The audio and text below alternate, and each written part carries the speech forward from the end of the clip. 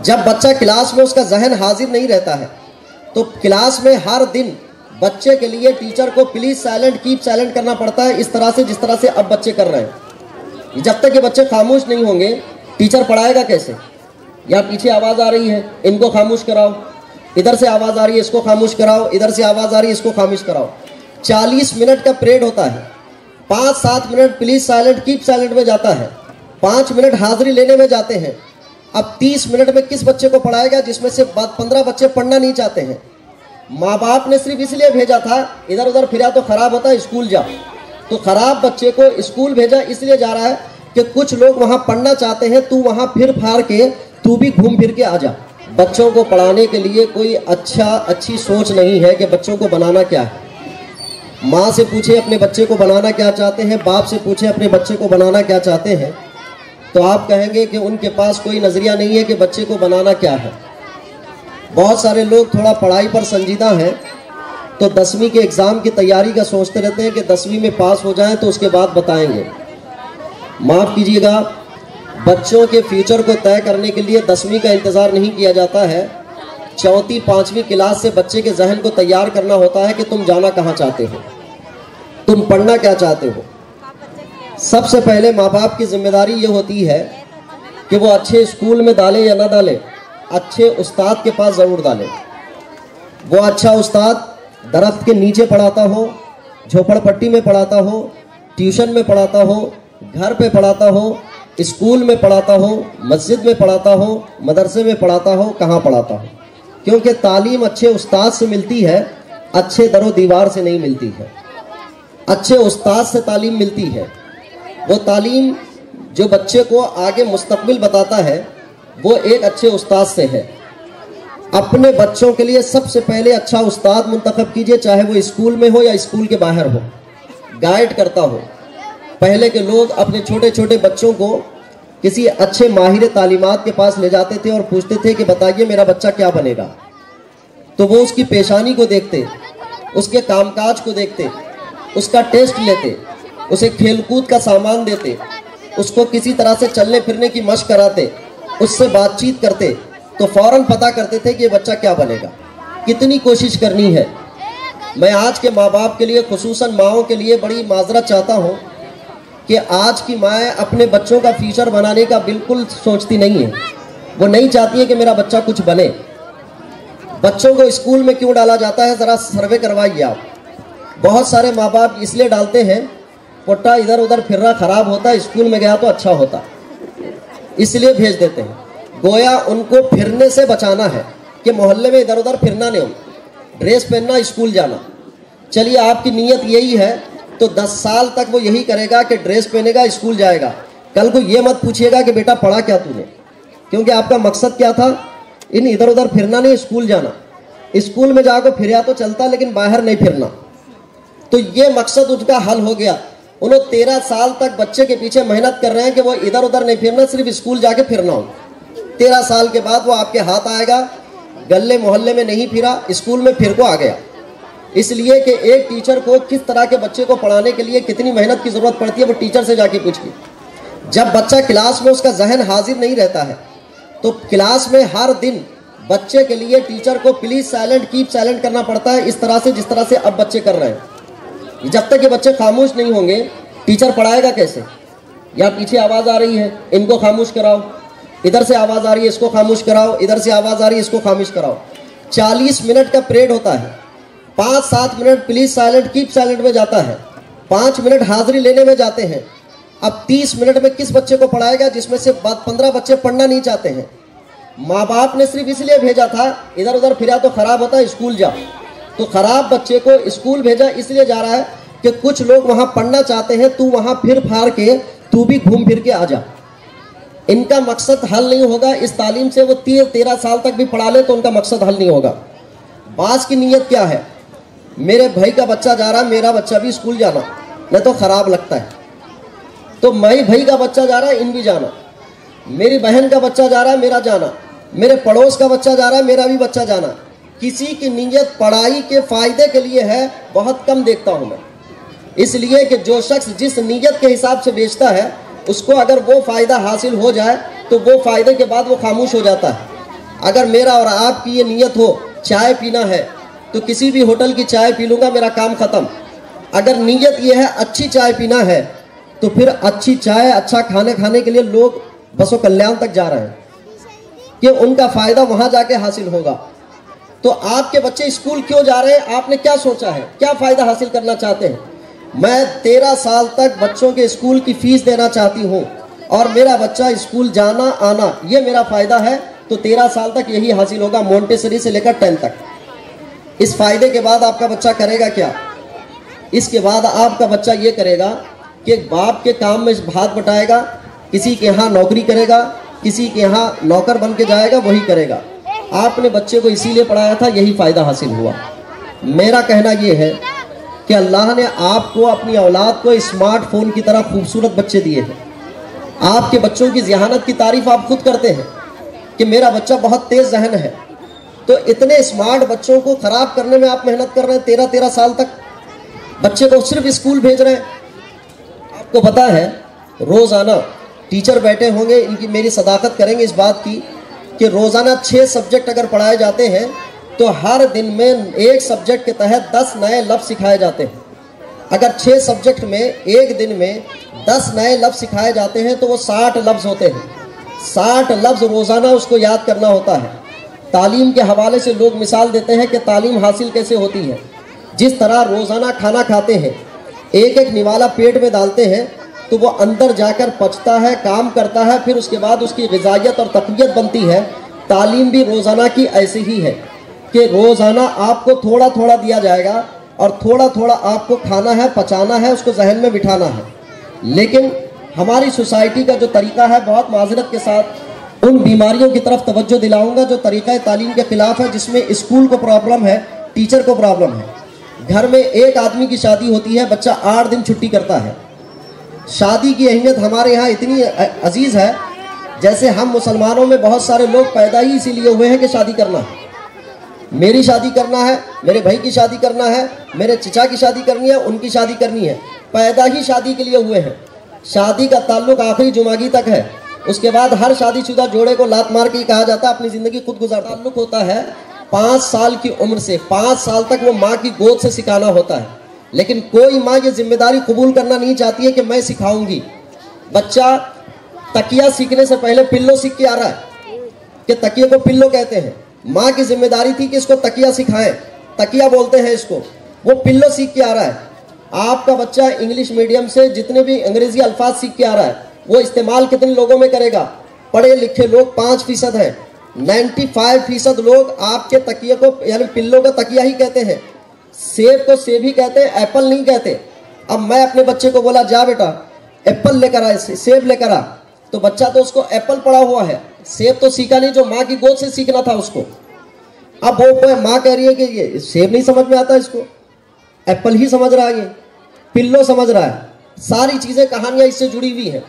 कोई माँ अपने बच्चे को पढ़ाना नहीं चाहती है, सिखाना नहीं चाहती है, और तरीका ये है कि 3 साल की उम्र में उसको ढकेल दिया जाता है और टीचर के हवाले कर दिया जाता है। अब बच्चा पढ़ना शुरू किया, शादियां करवा रहे हैं माजरत के साथ। हमारे यहाँ न्याज़ें करते हैं, न्याज करने में भी 8-8 दिन छुट्टी ले लेते हैं। ऐसी ज़िंदगियां गुजारते हैं। फिर बच्चा जब उन अल्फाजों को याद नहीं कर पाता, अगला सबक उसका मुश्किल हो जाता है। मोंटेसरी में 50 से 60 एडमिशन होते हैं, तीसरी क्लास तक पहुँचने तक उसमें से कम हो जाते हैं। उसकी वजूहात बहुत सारी हो सकती है कि लोग घर छोड़ गए, किराए का मकान था, यहाँ से वहाँ शिफ्ट हो गए, फ़ीस अदा नहीं कर पा रहे हैं, पहली फ़ीस नहीं दिए थे, बहुत सारी वजूहात है। लेकिन एक वजह ये भी है कि बच्चे को रोज़ाना क्लास में जिस तरह से ग्लूकोज के टिपके की तरह उसके जिस्म की बॉडी में तक़वियत और फ़ायदा पहुँचाना था, इन्होंने छुट्टियाँ करा के बच्चे को अल्फाज से दूर कर दिया, स्कूल से दूर कर दिया। अब उसके जहन में अल्फाज बैठ ही नहीं रहे। तीसरी क्लास तक इतनी बड़ी बुक आ जाती है कि खुद से पढ़ना रहता है, लेकिन उस क्लास में भी उस्ताद को पढ़ाना ही पड़ता है। 6 क्लास के बाद बच्चे को अपनी सलाहियत से खुद किताबों का मुताला करना होता है, लेकिन वहाँ भी बच्चे को रटाया जाता है। ऐसे बच्चे जाकर जब पढ़ते हैं, किताब समझ में नहीं आती है, मैं स्कूल नहीं जाता बोल के बैठते हैं। बाप भी ये समझता है मैं सुबह से लेकर शाम तक काम पे जाता हूँ, पोटा नहीं पड़ता, कहते जान छोड़ो कह के छोड़ देते हैं, गोया अपना मुस्तकबिल गड्ढे में डाल देते हैं। ये तरीका है तालीम का, ये तरीका है हमारे पास जो मुस्लिम सोसाइटी में इस्तेमाल किया जाता है।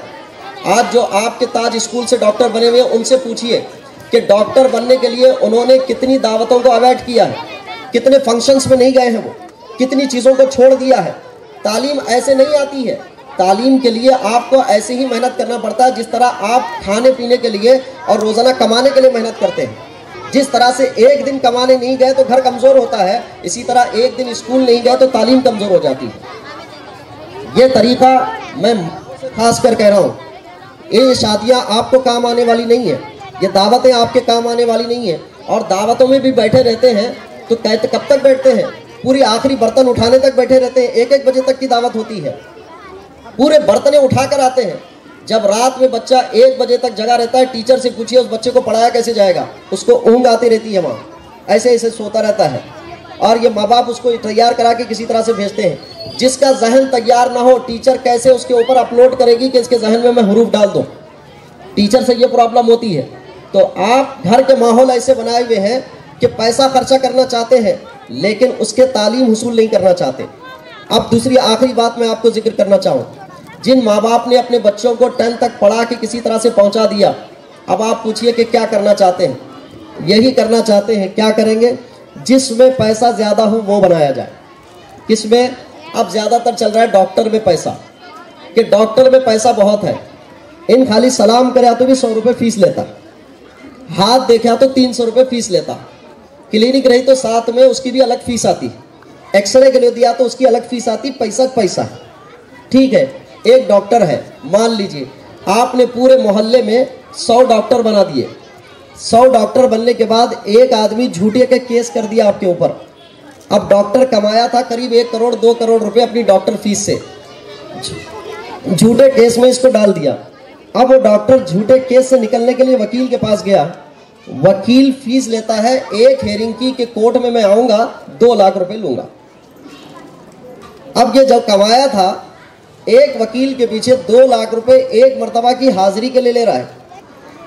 आपको हमें अंदाजा नहीं, पूरे मोहल्ले में अगर यहाँ 1000 घर हैं, पढ़े लिखे लोग कितने हैं जायजा लीजिए, स्कूल कितने चल रहे हैं, कितने पढ़े लिखे लोग हैं। 10वीं तक वो मोंटेसरी में 50-60 जो एडमिशन थे, करीब 20 से 15 बच जाते हैं। 10वीं के बाद फर्स्ट ईयर सेकेंड ईयर में उसमें से 15 से में से 10 रह जाते हैं। और जब ग्रेजुएशन असल शुरू होती है तो वहाँ 5 पहुँचते हैं। अब हाई ग्रेजुएशन की तो यहाँ कोई सोचता भी नहीं है, उतने में तो उसकी शादी करके उसको एक तरफ किनारे पे लगा देते हैं। अब तालीम याफ्ता लोग आपके मोहल्ले में नहीं रहेंगे तो आपके साथ क्या फराड किया जा रहा है। आप जो ज़मीन खरीद रहे हैं खून पसीने की कमाई से, उसके पेपर में क्या लिखा हुआ है, कितने डॉक्यूमेंट्स गलत बनाए जा रहे हैं, ये कौन बताने वाला होगा आपको। आपकी प्रॉपर्टियों की हिफाजत करने वाला कौन होगा। आपके मामलात को हरा से एक शिकार शेर शिकारी पर ध्यान रखता है, वैसे ही लड़की को कॉलेज में जाने के बाद आपकी तवज्जो बढ़ जाएगी। इसलिए कि मैं मदरसे में भी पढ़ाता हूँ, लड़कियों के मदरसे में पढ़ाता हूँ, स्कूल में भी जाता हूँ, कॉलेज भी पढ़ाता हूँ। मैं हर तरह के लोगों को देख रहा हूँ, अपनी सोसाइटी के हर तबके को देख रहा हूँ। अगर मैं खामोश भी रहूँ तो मेरी ज़िंदगी अच्छी गुजरेगी, लेकिन मैं जिस तरह के लोगों को देख रहा हूँ और जिस तरह की गफलत देख रहा हूँ, मैं आपको आगाह कर रहा हूँ। लड़कियों को अच्छी तालीम देने के साथ आपकी निगरानी ज़रूरी है, निगरानी हर जाविये से ज़रूरी है। इसी की तरह लड़कों की तालीम देने के साथ लड़कों की निगरानी भी ज़रूरी है। आपको और हमें अपने बच्चों के फ्यूचर को बनाना है तो पहले मकसद तय कीजिए कि मुझे बच्चे को बनाना क्या है। आपको नहीं समझ में आ रहा है, पढ़े लिखे लोगों के पास ले जाएं, मेरा बच्चा क्या बन सकता है, मुझे रहनुमाई कीजिए। 1, 2, 3 आदमी को रहनुमाई कीजिए। बहुत सारे लोग हैं बिला वजह की रहनुमाई कर देते हैं, मशवरा दे देते हैं। आपने मशवरा दे दिया कि मेरा बच्चा फला 10वीं पास हो गया, क्या करना चाहिए। अब ये साहब डॉक्टर थे, डॉक्टर बनाइए, बहुत अच्छा है डॉक्टर बनाए। अब वो डॉक्टर का मिजाज रखता है कि नहीं रखता है वो पता भी नहीं, उसको डॉक्टर बनाने में डाल दिया गया। मेरे कॉलेज में एक बच्चा डॉक्टर की एडमिशन में लिया है। पहले साल मैंने उसको देखा, मैंने कहा कि तेरा पूरा ध्यान सियासत में है, तेरा पूरा ध्यान पैसे कमाने में, तिजारत में, तो डॉक्टर की लाइन में कैसे आ गया। अरे मेरे मामू ढगले जी, हमारे मामू आग बोले अम्मी को जरा डॉक्टर बनो तो डाले। 1 साल पढ़ा, लड़ाई झगड़ा कर लिया, अब इस कॉलेज छोड़ के निकल गया है। मशवरे ले लिया वैसे ही, ना अभी तक डॉक्टर में रह गया ना उस लाइन में रह गया जिसकी तबीयत थी। किसी भी इंसान को जहां डालना चाहिए सबसे पहले उस बच्चे की तबीयत पहचानो कि उसका दिल किस में लगता है। जिसमें दिल लगता है उस शोबे की तरफ रहनुमाई करो। फिर उसके बाद कौमी मसाइल हैं, कितने हैं इस पूरे मोहल्ले में, जितने स्कूल हैं, कॉलेजेस हैं या पूरे गुलबर्गे में, आप अपनी मुस्लिम सोसाइटी से निकालिए, एरोप्लेन कितने लोग चलाना जानते हैं, उसकी पढ़ाई किसी ने की है। बैंक का सिस्टम चलाना जानते हैं, उसकी तालीम किसी ने हासिल की है। एयरफोर्स में कोई बच्चा है आपके पास, ज़राअत में, और ज़राअत यानी खेती के मसाइल में इसकी इंजीनियरिंग होती है, इसके पास कोई है। जानवरों के डॉक्टर में कोई आपके पास है, आप सोच रहे हैं वकील में कोई है, जज में कोई है, आपके पास सियासत के पढ़ाई के मामले में कोई है। पढ़ाई के 100,000 शोबे हैं, लेकिन आपके पास सबसे पहले पैसे कमा के जिसमें पैसे आते हैं, फौरन बच्चे की शादी करनी है, वो तालीम आप देख रहे हैं, जिसकी वजह से पूरी सोसाइटी का नुकसान होगा, इस बच्चे के मुस्तकबिल के साथ भी नुकसान होगा। इसीलिए अपने बच्चों के मुस्तकबिल के लिए पहले तय करें क्या बनाना है आपको। मीडिया कम्युनिकेशन, मीडिया भी एक तालीम याफ्ता शोबा है। मैं सिर्फ एक मिसाल अपनी दे दूंगा। जिस वक्त हम लोग आलिम कोर्स मुकम्मल कर रहे थे, हम में से 175 तलबा थे जो क्लास में थे हमारे। उन 175 में सबसे मशवरा लिया गया कि तुम इस आलिम बनने के बाद क्या करने वाले हो। तो उनमें से 72 लड़कों ने अपनी बात कही थी कि मैं आलिम बनने के बाद क्या करने वाला, अपनी फील्ड कौन सी रखने वाला हूँ। किसी ने कहा कि मैं मुदर्रिस बनूंगा, मैं मदरसा पढ़ाऊंगा, किसी ने कहा मैं इमामत करूंगा, किसी ने कहा मैं खिताबत करूंगा, एक बंदे ने कहा मैं सियासत में जाके मेंबर ऑफ पार्लियामेंट बनूंगा। ये अपने मकसद थे उनके। एक ने कहा मैं ताजिर बनूंगा। उस जमाने में एक मिसबाही ने कहा कि मैं मास्क मीडिया करूंगा, ये जो वीडियोग्राफी है। उस जमाने में वीडियो फोटो इतनी सख्त हराम थी कि इसकी बात करना भी हराम था। उस वक्त उसने कहा कि मैं मास्क मीडिया करूंगा। हम लोगों ने पूछा कि क्यों करोगे तुम, तो कहा कि आने वाला दौर मीडिया का है। जब इस्लाम पर, इस्लाम के हवाले से गलतफहमियां पैदा की जाएंगी तो मीडिया के जरिए से उसका जवाब देने के लिए पहले से तैयारी करनी पड़ेगी। ये था कौमी सतह का सोचना। अभी आप अपने पर्सनल तौर पर भी कोई सोच ही नहीं पा रहा है कि अपना घर ढंग से बना ले, कौमी सतह के मसाइल तो अलग ही रह गए अभी। इसीलिए 10th के बाद सबसे पहले बच्चे की काबिलियत को जांचिए और तरीक़ा तालीम पर तवज्जो दीजिए। बरकाती पैगाम एक सुना दूं कि हमारे अमीन मिल्लत फरमाते हैं आधी रोटी खाओ, अपने बच्चों को पढ़ाओ। और यहाँ सूरत हाल है सिर्फ खाओ खाओ खाओ और पढ़ाई छुड़ाओ। इसीलिए गुलबर्गा में सबसे ज़्यादा ढाबे खुल रहे हैं, रेस्टोरेंट खुल रहे हैं, क्योंकि इन्हें 13 साल तक दावतें खिला खिला के इनके हलक की टेस्टिंग मशीन ऐसी बना दी गई है कि बेटा 13 साल तक तुमको अच्छा खिलाया पिलाया गया है, अब इसके बाद तुम खाने पीने के ज़ौक़ को बढ़ाओ आगे। और यहाँ दिल नहीं लगता तो हुमनाबाद जाके खाओ और बसो कल्याण जाके खाओ, हैदराबाद में जाके पिस्ता हाउस में खाओ, लेकिन अपना शौक़ पूरा करो। तालीम के मामले में ऐसा ज़ौक़ नहीं दिलाते।